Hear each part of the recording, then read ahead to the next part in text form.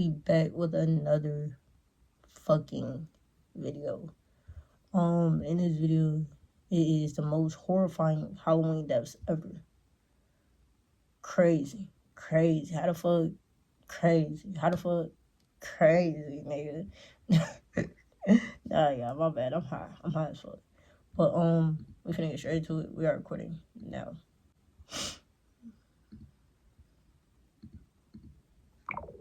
On a Halloween night in 2011, a small home on Winchester Avenue in Chicago quickly became the scene of a nightmare. In Chicago. After trick-or-treating, a grown 55-year-old man fell into a fury with his partner after discovering that his bag of Hershey's candy was missing.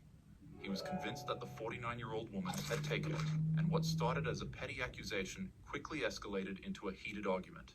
The shouting grew louder and tempers boiled over.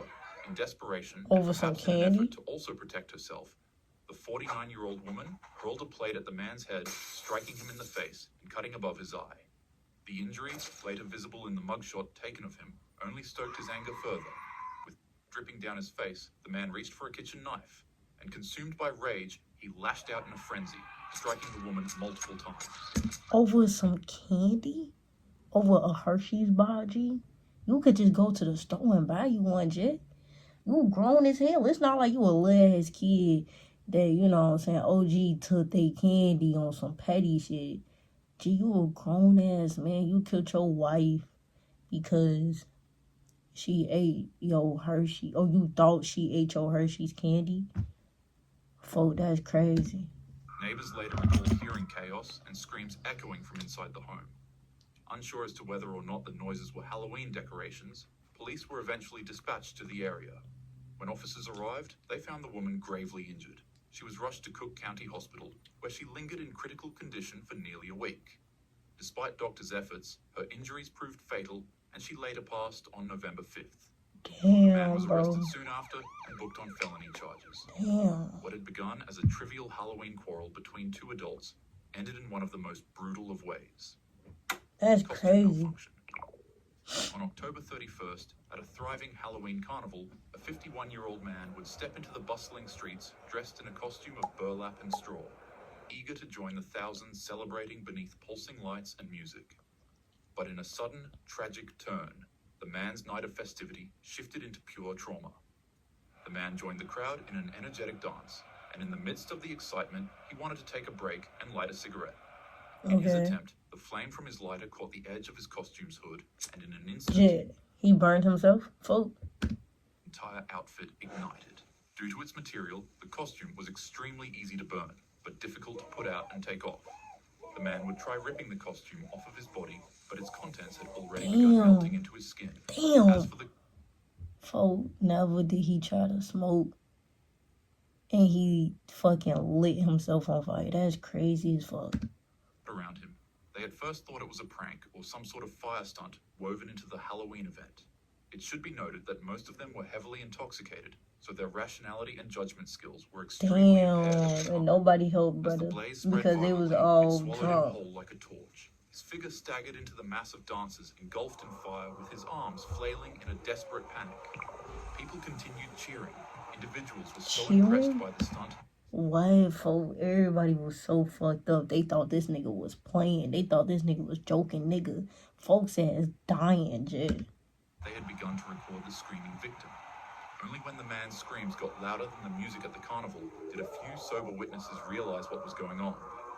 They rushed in to help and tried to rip off the burning pants and jacket that were now clinging to his skin. People took water bottles from their backpacks and emptied it onto the blaze, while others in the crowd continued chanting, snapping pictures, and dancing to what they perceived as a stunt. When the flames finally calmed, he was barely recognizable. Despite being rushed to the hospital, the man ultimately passed away from his wounds. Damn. The Hello Kitty incident. A 23-year-old mother in Hong Kong would continue navigating her life in an environment tainted by hardship. She was an orphan as a child, and as she grew up, she became addicted to abusing substances and other things. She worked at a nightclub in one of Hong Kong's red light districts, Tsim Sha Tsui, where a 34-year-old mob boss frequently visited her for services. The gangster was known to be extremely dangerous as he had a horrible temper and would often do cruel and unusual things to people who wronged him. Oh One shit. day, after the two Mob, met, like, see, bro. Y'all, man, look. All money ain't good money, folks. I don't know, man. I'm sure she knew this nigga was a mob boss. I'm sure this nigga was known. I'm sure of it. So come on, folks. You should have did that immediately. You should stop working there, folks. Go work at another club. A mob boss likes you? Nah, bro. Nah, that's the mobster crazy. would accidentally forget his wallet at the venue. Upon seeing that it contained 4,000 Hong Kong dollars, the woman would secretly steal it to help her own finance. Bro, she stole from a mob boss? No, she wanted to die. She was asking for it. She was asking for it, folks. No fucking way did she steal from a literal mob boss nigga. Like, I'm sure she knew of this nigga, bro. I'm sure this nigga was known, folks. And you still decided to steal from this? Ah, that's crazy. That's crazy. You asking for it. You asking for it, Jay. Found out, and out of fear of what he'd do to her, she immediately returned the money back to him. However, he wasn't satisfied. He demanded that she pay an additional $10,000. Damn, and you don't got that because you stole it. You should never stole it. You should have never stole it, folks. You should have immediately was like, hey, you left your wallet. It had some bread up in it. Take it. Take it. Like, take it. Like, here. I just want to let you know. Why would you steal it and then think like, oh, yeah, let me give it back? Man, look, I would have took that and started a whole new life. I don't know. I would have took that and went somewhere else. I don't know, man. As an interest fee for her thievery. Obviously, she couldn't meet those requests. Right. On a calm night, as the woman made her way into her apartment after her shift, she'd hear knocks at her door. It would be 3 members of the Triad gang and a young girl who claimed that they wanted to settle the dispute with a more reasonable fee. Also, side note, the young girl seen here is actually the mob boss's girlfriend. Remember how I said he's 34? Well, she's 20 years younger than that. Just, yeah. Whoa. Whoa. Whoa, what type of crazy shit is going on in Hong Kong? Anyways, as soon as the woman opened up the door, they ripped her out of her apartment and drove her to a rundown flat on Granville Road in Kowloon. Damn. It was there that her final horrific month of torture began.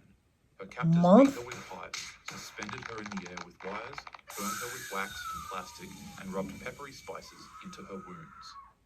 Each day blurred into the next. It was a cycle of torment designed not only to punish her, but to strip away at her humanity. Neighbors heard nothing beyond the walls, but within them, suffering was routine. After nearly a month of agony, her body could no longer endure the mistreatment, and she would pass away from the monstrous acts of the gang. Oh my Upon God. realization, the mob boss had his men disposing of her remains in bags and pieces to clear themselves.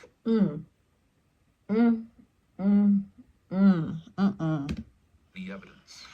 However, in a grotesque and cruel twist, the boss would have her skull boiled clean, polished and preserved, and then stitched into his girlfriend's Hello Kitty plush. Actually, I don't really feel comfortable considering her his girlfriend. I mean, the man's quite literally old enough to be her father.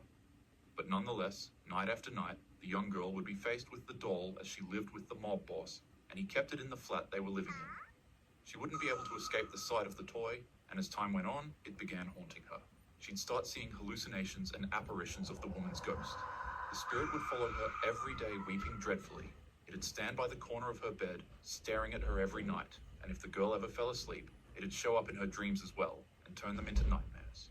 In her words, she said that it kept haunting her while demanding justice. It got so bad that the girl developed insomnia, and for weeks, she'd barely eat or sleep.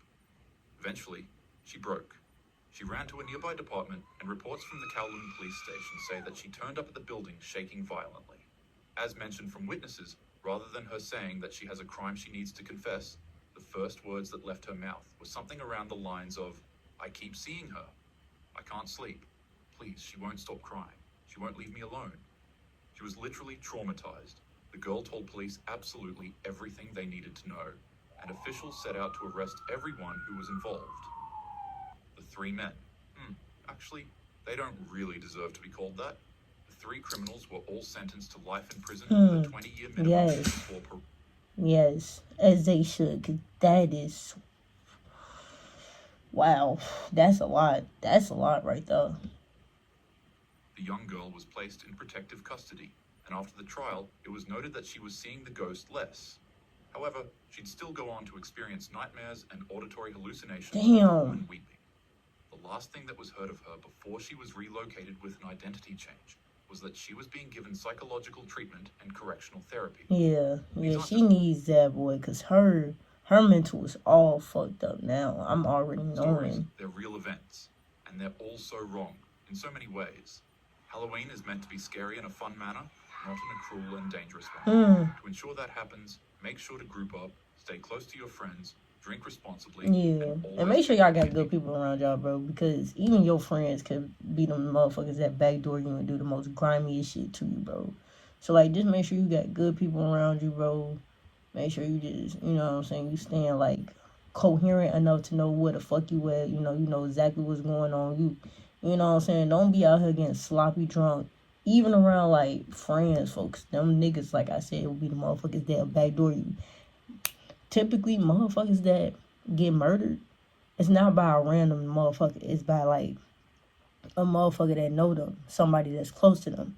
You know what I'm saying? Because they won't expect that person to be the motherfucker that's gonna fuck around and, you know what I'm saying, harm them. You know what I'm saying? So just be aware, be coherent and all types of shit. You know what I'm saying? Don't get that fucked up off drugs that you not knowing where you at. You don't know your name. You know what I'm saying? Like, you still need to be cognitive to...